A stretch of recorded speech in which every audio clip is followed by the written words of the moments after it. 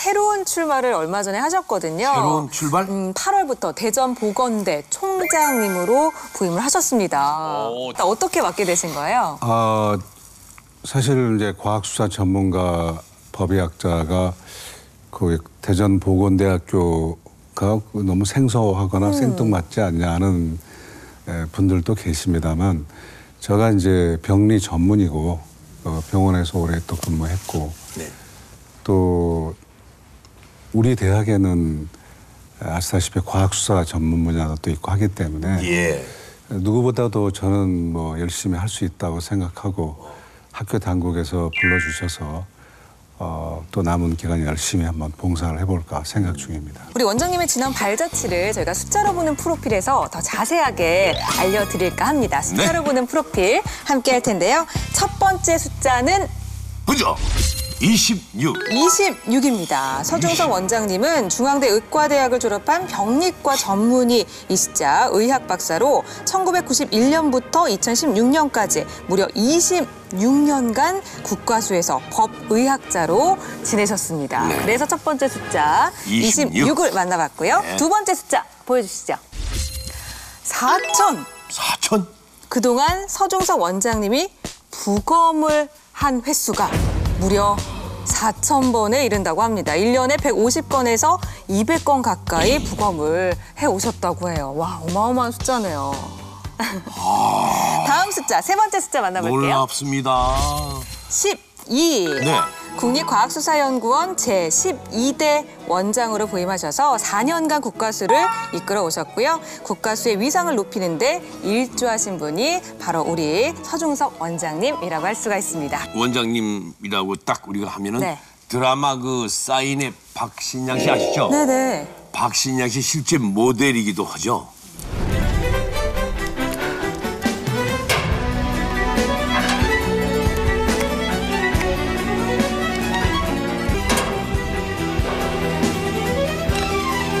예, 한 10여 년 전에 예.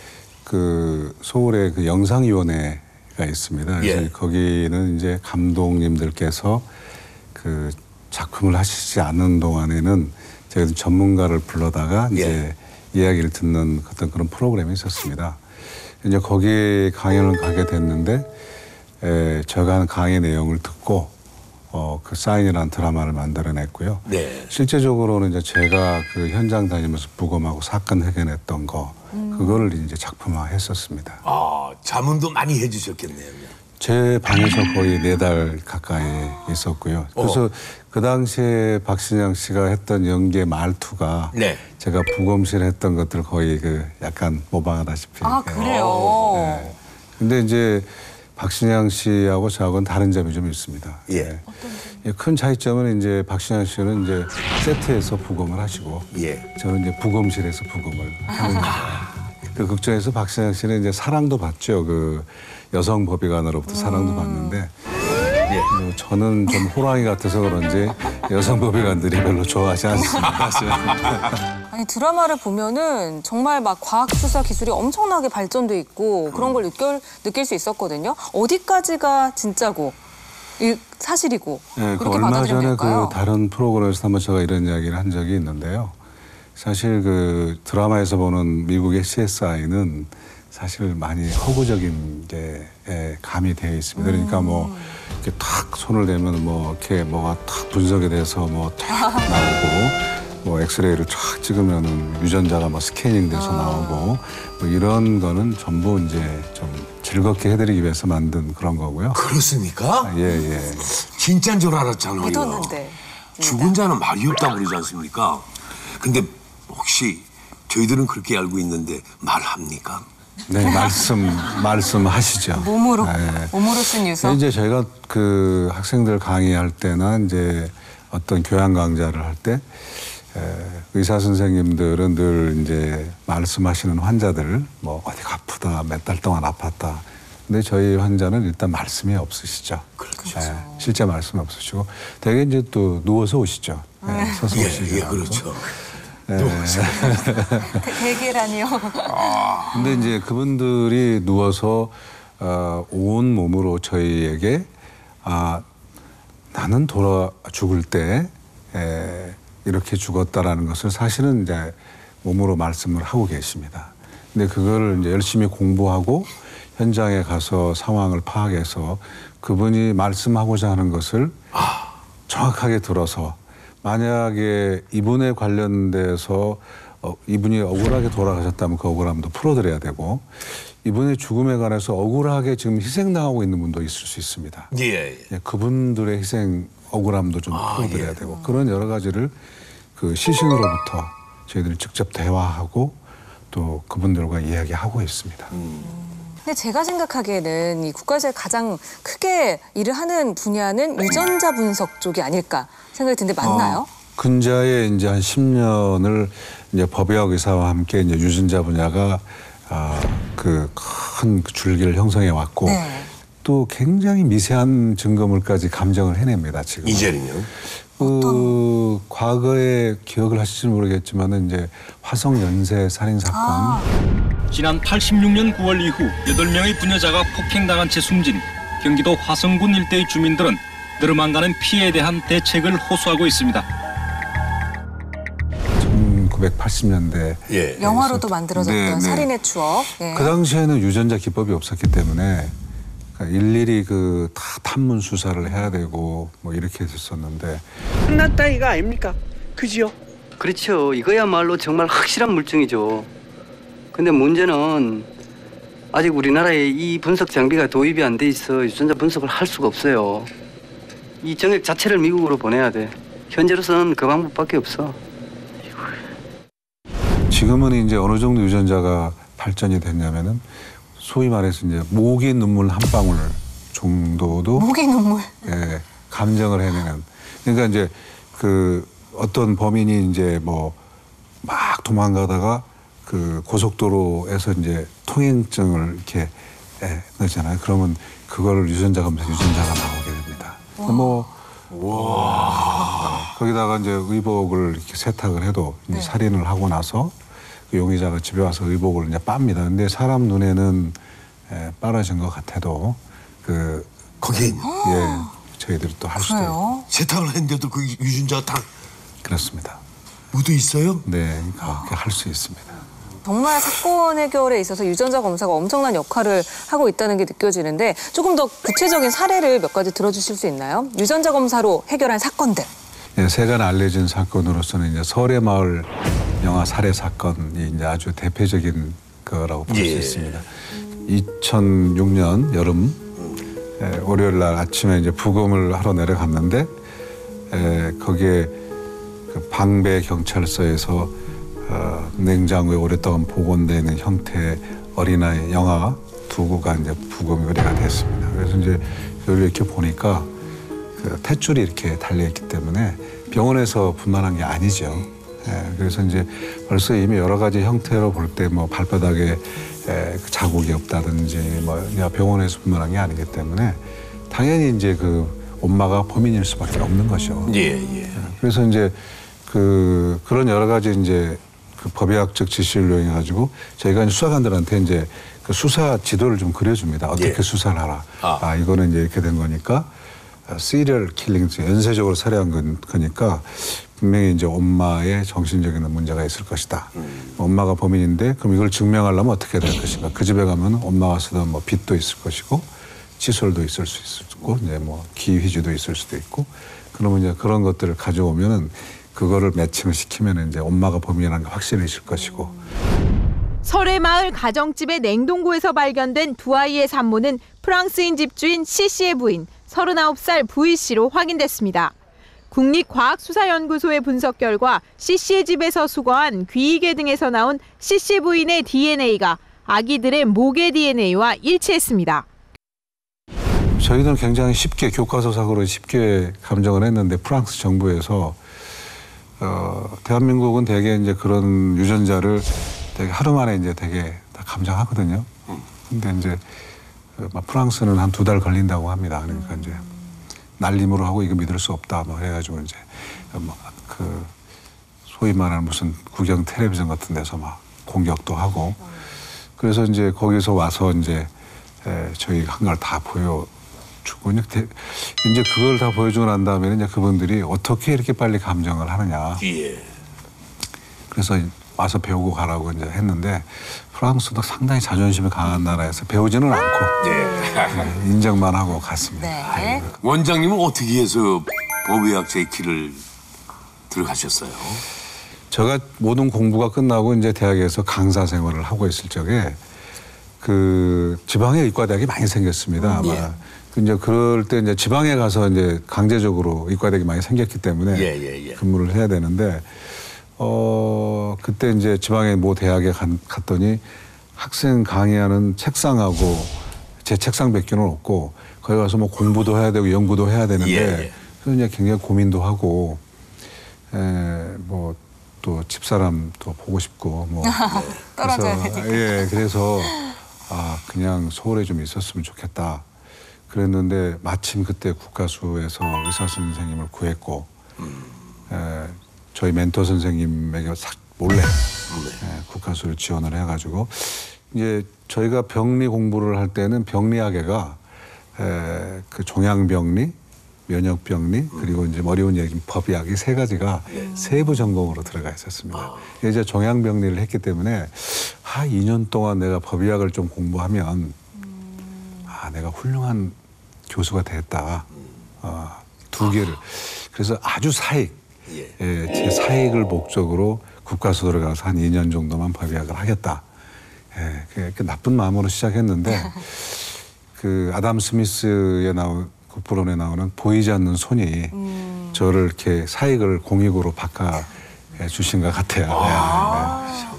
그때 이 길에 안 들어오셨으면 어쩔 뻔했어요. 네. 큰 일을 해내셨기 그럼요. 때문에. 근데 저는 개인적으로 부검을 처음 했을 때가 어떤 기분이셨을까가 굉장히 궁금하거든요. 그게 저는 뭐 여자가 궁금해 그게. 상상할 수 없으니까. 저는 저는 기절할 것 같아요. 그냥 들어가자마자 기절할 것 같은 느낌인데. 해부학을 뭐 전공하시면서 해보셨겠지만 첫 부검은 느낌이 완전 다르잖아요. 네, 제가 딱 느끼는 거는 처음에는 저는 이제 오래 하려고 생각 안 했으니까 어떻게 해서 이걸 조금 하고 이제 이걸 모면할까. 벗어나야. 사실 저도 눈도 크기 때문에 겁도 많고 그래서 그래서 근데 첫 케이스가 서울 마포경찰서에서 이제 부부싸움 끝에 목을 메고 자살하신 분이었는데 그거 하고 나서 거의 저는 좀 사실 솔직히 말씀드리면 보따리 싸가지고 가야 되겠는데 이게 그 한다고 해놓고는 또 안 할 수도 없고 또 어머니의 흰띠가 생각도 나고 해서 이제 그래서 이제 그냥 계속하게 됐습니다. 네. 근데 이 길을 가야겠다는 결심이 딱 설 때가 언제였습니까? 그러니까 이제 계속 갈등이 있어서 왜냐하면 이제 그렇죠. 의과대학 교수는 부족하고 뭐 또 자꾸 이제 오라는 데도 있고 뭐 그랬는데 이제 삼풍백화점 딱 무너지고 바로 그때. 막 시신들을 막 그 삼풍백화점에서 막 후송되어서 이 사람이 누구냐. 근데 온전한 시신이 없지 않겠어요. 이제 그거를 하면서 이거는 진짜 누군가가 해야 되는 일이구나 그 생각을 하고 개인적으로 이제 친구처럼 멘토처럼 지내는 신부님이 한 분 계셨는데 그분이 이제 부검이나 이렇게 하는 과정을 보고 또 몇몇 안 되는 사람들이 막 거기서 막 하고 뭐 이런 걸 보고 이거는 할 사람이 많지 않겠다. 근데 당신 그렇게 5년 6년 이렇게 많은 분들을 소위 말해서 개복도 하고 다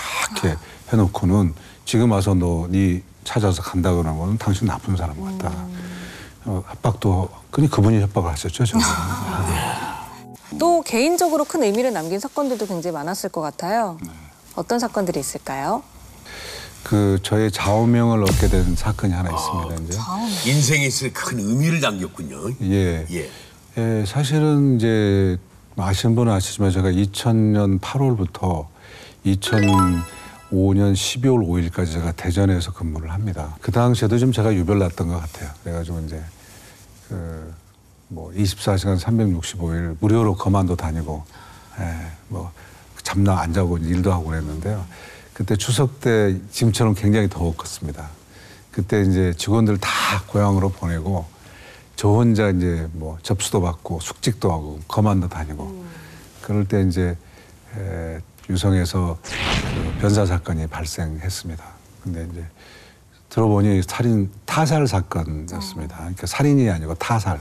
아마 이제 술집에서 조금 다툼이 벌어져서 뺨을 한 대 쳤는데 아마 푹 쓰러져서 이제 돌아가셨습니다. 그래서 그때 이제 원래 부검은 도와주시는 분들 여러 분이 사진도 찍어줘야 되고 뭐 잡아주고 뭐 꼬매도 주고 뭐 이렇게 해야 되는데 그걸 혼자서 이제 또 그때 다 이제 집에 가셨으니까 에어컨도 안 떼잖아요 지금처럼. 그러니까 이제 땀을 뻘뻘 흘리면서 이제 부검을 해서 그 뇌출혈을 일으키는 게 이제 이 추골동맥이라고 뒤에 이 뒤쪽으로 내로 들어가는 동맥이 하나 있는데 이 동맥이 혈관이 이렇게 꼬여 있기 때문에 잘 터집니다 이게. 그래서 갑작스럽게 치면은 방어하지 않은 자세가 아니었다가 치면 이렇게 얼굴이 확 돌아가거나 뭐 얼굴이 뒤로 제껴지면은 이렇게 되는 혈관 여기가 찢어져서 그냥 대량으로 출혈이 일어나게 됩니다. 그래서 그냥 푹 쓰러지게 되거든요. 그래서 절대 제가 뺨 때리지 마라 그러는데요. 하여튼 이 주변에 그래서 이제 그 사건을 해결해 줬는데 그때 당시에 지금은 이제 뭐 경기청 남부청장으로 계시는 그 수사과장 그런 분들이 잘 의기투합이 돼가지고 4시간 만에 그걸 부검을 하고 그렇게 해서 이제 그 사건을 했는데 그 당시에 이제 그거를 이렇게 하고 이런 상황에서 돌아가셨을 것까지도 설명을 해드렸어요. 나중에 이제 그분은 아니죠. 용의자를 잡고 이제 이렇게 했더니 제가 이야기한 걸 다 그대로 재현을 해서 혼자서 뭐 얼마나 땀을 많이 흘렸겠습니까. 뭐 그다음에 시신 냄새에서 그 유족이 설명을 하는데 저한테서 땀 냄새와 피 냄새가 나야 되는데 제 몸에서 향기가 나더랍니다. 그래서 그분이 유명한 난초 치시는 분이요. 저는 몰랐는데 한 보름 후에 그 안동포에 이렇게 난초를 탁 쳐서 저한테 가져왔어요. 이렇게 혼자서 근무하는 그 기관장도 처음 봤지만 예, 당신의 몸에서 아름다운 향기가 난다. 이렇게 맑은 마음과 정신을 갖고 있으면 그래서 청심미향 그 푸른 청 있잖아요. 밝은 청 마음을 이렇게 깨끗하게 하고 있으면은 아름다운 향기가 내 몸에서 난다. 그래서 그거를 저한테 이렇게 그 그림을 주셨어요. 매일 아침에 출근할 때마다 제가 그 그림을 보면서 내가 늘 누군가를 위해서 열심히 일하면 내 몸에서 아름다운 향기가 날 것이고 이렇게 향기 나는 남자가 되고 싶다. 이제 그런 좌우명으로 이제 살고 있습니다. 또 가슴 아픈 사건들 이야기를 자꾸 꺼내게 돼서 저도 참 마음이 아픈데 아동학대 사건들도 진짜 요새 너무 많잖아요. 어린애를 갖는 것도 굉장히 쉽게 생각하고 어린아이를 자기의 부속품처럼 생각을 하고 또 그 생명의 소중함을 잘 모르면 그러니까 예를 들어 어떤 부모들은 뭐 그냥 인터넷 게임 하면서 애를 며칠씩 굶기는 거거든요. 그러니까 막 이런 상황들이 결국은 왜 생길까?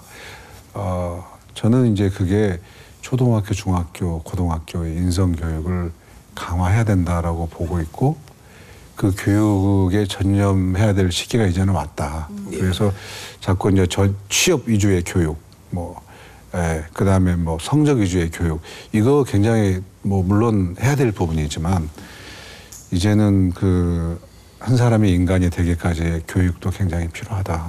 이런 생각을 합니다. 참 아주 그냥 우리가 끝까지 지금 얼마든지 쉽게 될 수 있었던 옛날에 우리 가족 구성원이 함께 부모님 밑에서 어마어마한 교육을 받아가면서 자라온 저희들 세대로서는 안타깝기 짝이 없죠. 이 현실이. 참 빨리 더 그런 일이 발생하지 않도록 더 좋은 방안들이 마련이 됐으면 좋겠고요. 그렇습니다. 또 다른 또 가슴 아픈 사건 하면 아까 전에도 세월호 이야기가 계속 나왔잖아요. 이제 세월호가 배가 인양이 되면은 또 이제 국가수에서 할 일도 더 많아지지 않을까 싶어요. 아직도 9분이 안 들어왔어요. 네, 9분이나 아직 못 이제 돌아오셨잖아요. 저희들은 이제 그거를 이제 미수습 가족이라고 이제 이야기를 하는데 일단은 이제 이거는 교과서적인 이야기를 좀 하게 되면 이제 해양 사고가 일어나면은 사실은 이제 그 사고 때문에 실종되는 분들이 있습니다. 바다라는 특성 때문에.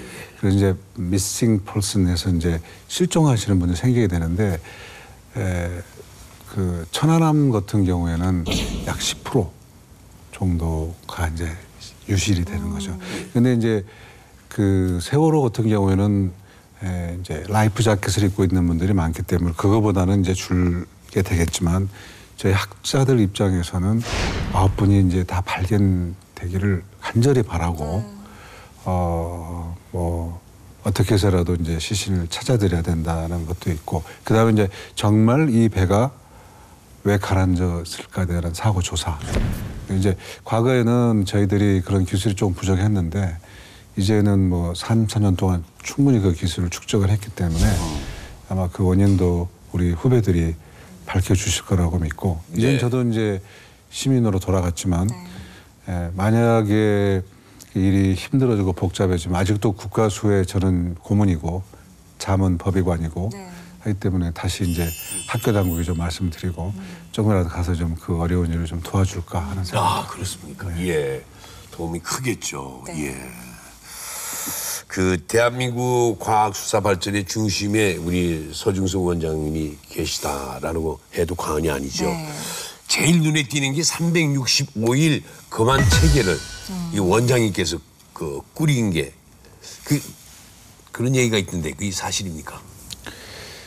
좀 많이 미안하죠. 왜냐하면 이제 의사 선생님 숫자도 많지 않은데 이제 토요일 일요일도 없이 부검하거나 검안한다는 것 자체가 사실은 그 살인적인 업무로던데 거꾸로 이렇게 한번 생각을 한번 해보십시오. 목요일 날 저녁에 유명을 달리하신 분이 계십니다.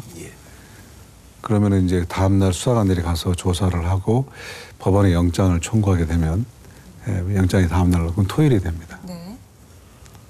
토요일 날 부검하기 일 안 하면 월요일까지 넘어갑니다. 그렇죠. 그러면 슬픈 것도 슬픈 거지만 이 지금 장례를 치러야 할 유족들 입장에서는 이거는 사실 너무 억울하기도 하고 또 경제적인 문제도 심각하고 또 빨리 장례를 치러서 슬픔을 또 달래야 되고 또 법의학적으로 돌아가면은 이게 범죄라면 지금 범인이 목요일날 사람 죽여놓고 어디 멀리 가는 거잖아요. 그래서 이제 설득하고 해서 대전에 있을 때는 사실은 우리 대전 시민들은 모르시겠지만 이미 2000년대에 했었습니다. 했었는데 이제 서울 올라가면서는 이걸 전국적으로 좀 해야 되겠다. 그래서 이제 의사 선생님 설득하고 해서 그렇게 됐고 행정자치부에서 인원도 주고 해서 잘 지금 돼가고 있습니다. 더 많이 지원이 됐으면 좋겠어요. 그렇죠. 당연하죠, 그건. 우리나라 이제 국가수 시스템이 워낙에 이제 굉장히 발전돼 있고 그런 좋은 시스템이다 보니까 이거를 1억 원 규모로 말레이시아에 수출을 했다고 하더라고요. 아, 1억 원은 그냥 너무 적게 말씀하신 거고요. 어느 정도인가요, 규모가? 이제 그 프로그램이 뭐냐면은 그 영상을 개선하는 프로그램인데요. 그 대한민국도 마찬가지지만 외국도 CCTV는 있는데 화질이 너무 좋지 않아서 이분이 누가 범인인지 아닌지 잘 모릅니다. 그러면 그거를 국가수에서 프로그램을 개발을 해서 그걸 선명화하는 작업을. 근데 말레이시아에서 그 굉장히 높은 분이 이제 호텔에서 좀 나쁜 짓을 하다가 이게 발각이 됐는데 이게 누구냐. 근데 이제 저희가 그 프로그램 만들어가지고 세계학회에서 발표를 했는데 그 전문가들이 한국 가면 그 프로그램이 있다. 그래서 이제 그분이 왔어요. 그래가지고 한국에서 아주 그냥 이런 그 고화질 필름처럼 그냥 탁 선명을 해서 보냈어요. 그랬더니 그 대통령이 아니 왜 니네들이 이런 거 못 만드냐 그랬더니 그거 한국에서 만든 기술입니다. 그래서 세 카피 3억. 그게 이제 시작인 것 같지만 사실은 이미 스리랑카에 380만 불, 뭐 벵글라데시, 그 다음에 또 중동 뭐 이런데 굉장히 저희 프로그램이 좀 많이 나가 있고요. 그 봉이 김선달 같이 사실 그 프로그램 만들 때 한 3천만 원밖에 안 들어가요. 이렇게 그래서 많은 프로그램 만들어서 이렇게 수출하고 있습니다. 야, 그 정도입니까? 최고의 기술. 3억입니다. 1억이라뇨. 2억을 어디다 썼어요? 제가 어디다 숨겨놓고 그걸 얘기 안 했는지 아우 정말 어마어마한 기술력이라는 생각이 듭니다. 자랑스럽네요. 대단하네요, 우리나라. 그래서 네 가끔 뭐 텔레비전에 뭐 높은 분들 뭐 이렇게 비디오 뭐 이런 것도 처음에는 뭐 부정할 수 있죠. 이 정도면 내가 부정해도 되겠다. 이제 국가수 오시면 이제 좀 상황이 달라지죠. 선명하게 다 보이니까 네. 그때야 이제 자백. 국가수의 발전을 위해서 열심히 뛰어오셨지만 네. 그럼에도 아직은 해결되지 못한 과제가 있다면 혹시 그게 뭘까요? 국가수를 이제 외국 같은 경우에는 독립기관 그러니까 네. 이제 뭐 정치적으로나 뭐 이렇게 예산적으로나 이런 것들을 좀 독자적으로 운영할 수 있는 그렇습니다. 네. 그래서 그런 국가수 운영법을 좀 만들어서 운영할 수 있다. 어디에 소속이 되더라도 네. 그다음에 이제 거기에 따른 이게 지금 현재 저 의사 입장에 간다면은 이 사람 부검할 것인가 말 것인가의 결정을 누가 한다고 생각하세요? 누가 하냐면은 수사기관 검사님들이 하십니다. 예. 그러니까 지금 뭐 시신 없는 부검이 막 생겨나고 막 그 살인 사건이 생겨나고 그러잖아요. 그래서 외국처럼 전문가가 반드시 참여하는 그런 걸로 부검할 것인가 말 것인가 결정도 좀 해줬으면 좋을 것 같고. 그러면은 이제 더 많은 법의학자가 생겨날 것이고, 그러면 고만에 의해서 아무런 원한이나 이런 게 없이 저 세상 갈 수 있도록 해야 된다. 저는 이제 그런 생각을 갖고 있습니다. 네. 오늘 방송 보시면 많은 분들이 이 길을 가봐야겠다 생각하시지 않을까 생각도 들고요. 이미 걷고 있는 후배들도 굉장히 많이 있잖아요. 그렇죠. 이런 후배들에게는 어떤 말씀을 해주고 싶으신가요? 항상 저희를 무언으로 지지해 주시는 분들이 굉장히 많습니다. 예. 그 지지하는 분들이 직접 나서서 우리에게 목소리를 들려주지 않더라도 그분들이 늘 우리를 지지해주고 있으니까 어려운 거 힘든 것만 생각하지 말고 그 해결되었을 때 그 기쁨, 그 다음에 해결되었을 때의 그 유족들이나 억울한 사람들을 그 한을 풀어주는 그것만 늘 생각하고 참고 견뎌서 좀 해달라고 말씀을 드리고 있습니다. 예. 또 그랬으면 이제 좋겠고요. 예. 대전 보건대 총장으로서 새로운 2막이 시작되는 거 아닙니까? 네. 새로운 2막이. 자, 어떤 밑그림을 그리고 계십니까? 아까 잠깐 말씀드렸지만 서번트 리더십을 근간으로 해서 그 학생들, 학우들과 교수님들이 마음껏 이 학문 탐구할 수 있도록 저부터 모든 설선수범 하겠고요. 이제 제가 아침에 출근할 때 보면은요, 학교가 옛날에 좀 컴컴했는데요. 네. 제 눈에는 이제 조금씩 불이 하나씩 둘씩 들어오고 있고, 그 제가 뭐 훌륭한 무슨 행정가는 아니지만 정말 전문적인 지식과 그동안 경험으로 우리 교수님과 더불어서 지역사회에 우리 젊은이들을 많이 조치시켜서 훌륭한 의료인으로 만드는데 최선을 다하도록 하겠습니다.